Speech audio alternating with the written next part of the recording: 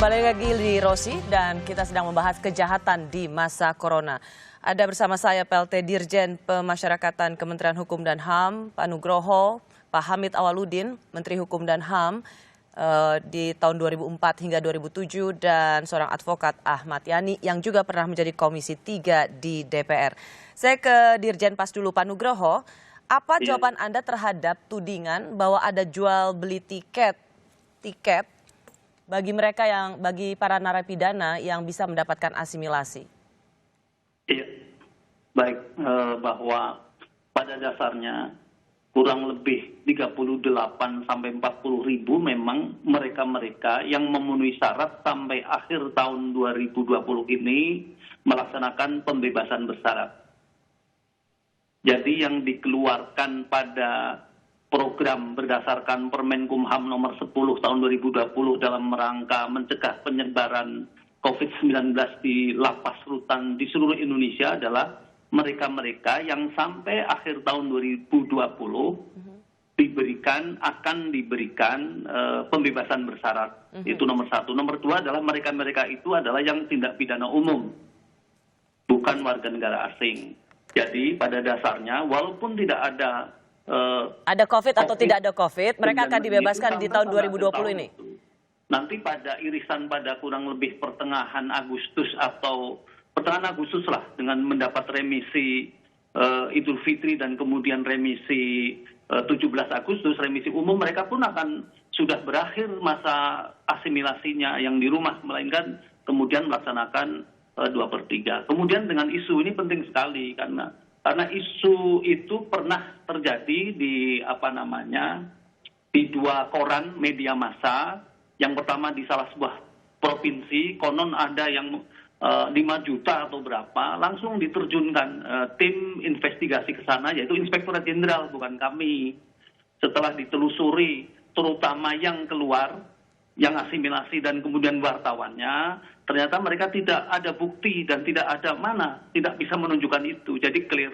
Kemudian di Jakarta, kalau di Jakarta malah media massa diajak tuh masuk, ayo coba masuk ke dalam, siapa yang dimaksud, tidak ada. Jadi ini menjadi penting nih, di awal pelaksanaan Permenkumham nomor 10 tahun 2020 ini, Bapak Menteri Hukum dan HAM, saya ingat banget itu tanggal 31 Maret.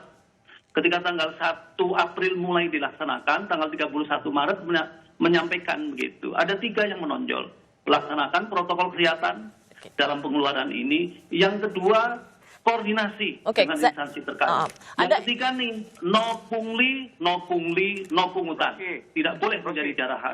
Dan siapapun yang melakukan itu dipecat. Silakan Pak Hamid. Boleh saya intervensi nih? Boleh. Nah, kalau kekhawatirannya ada hengki-pengki, kan sederhana sebenarnya. Parameternya ada, kriterianya ada, tadi disebutkan oleh Dirjen. Kemudian orang yang meragukan tentang kemurnian ini gampang. Ambil di antara sejumlah 30 berapa ribu orang itu secara acak, ya, cross check apa memenuhi kriteria atau tidak. Acak aja, kan gampang sekali. Kalau memang mau meragukan, gampang. Meragukan kebijakan itu bahwa orang harus membayar dulu untuk bisa mendapat asimilasi. Gampang. Jadi ambil parameter baku seperti yang dikatakan Dirjen, kemudian secara acak telusuri orang yang bebas itu, ya, lihat hukumannya kapan, cocokkan dengan kriteria. Kalau ada selisihnya berarti patut dapat diduga bahwa ada hengki-pengki.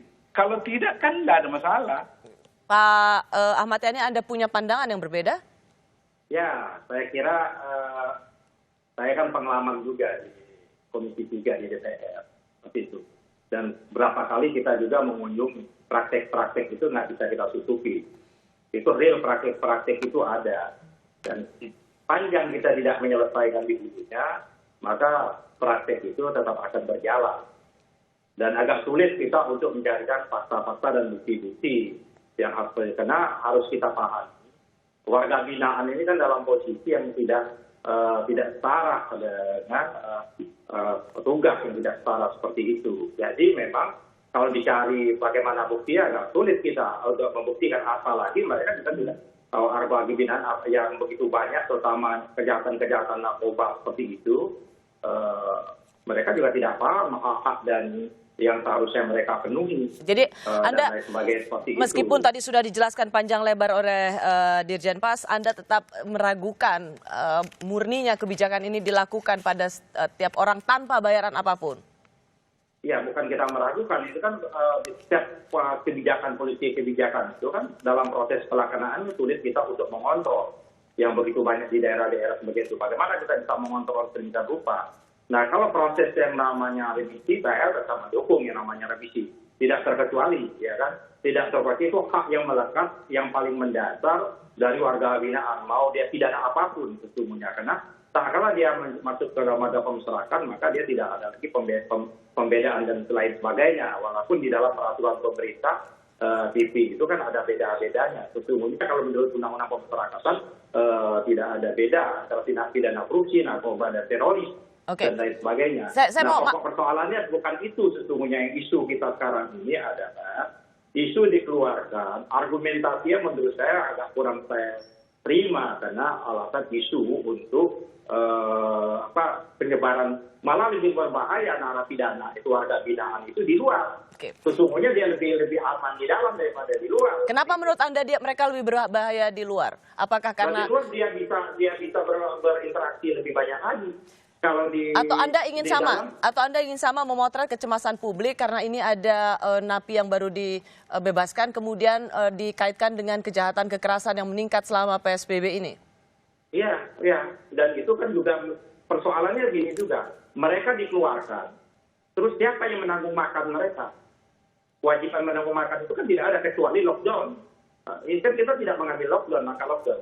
Nah, tapi kalau dia di dalam rumah pemasyarakatan, dia makannya udah terjamin.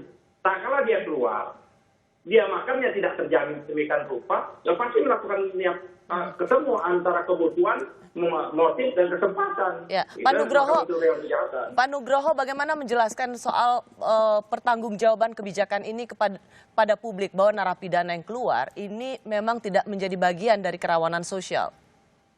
Yang pertama, Bu Rosti, pada dasarnya mereka pun akan melaksanakan program pembinaan bersyarat di luar.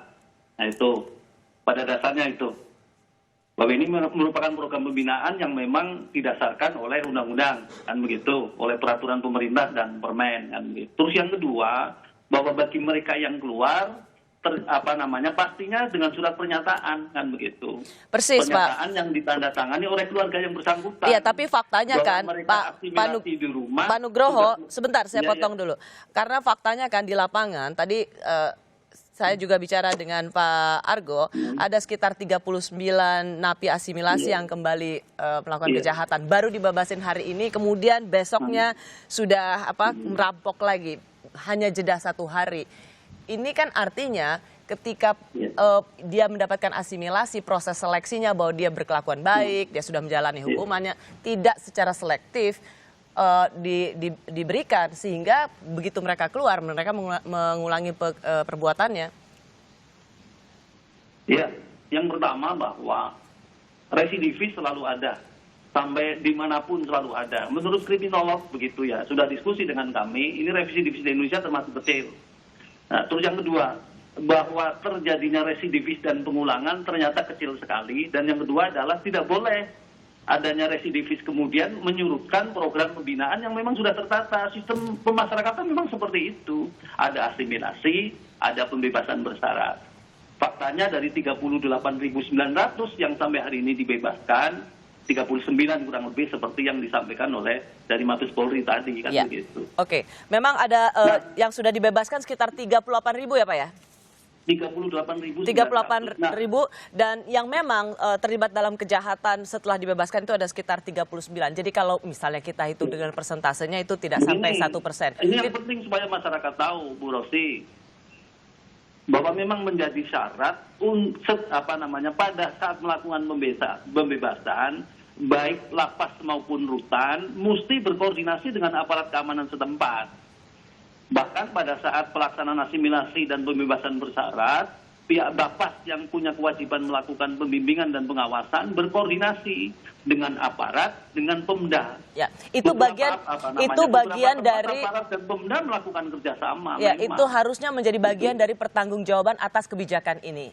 Iya. Betul. Kami kembali sesaat lagi.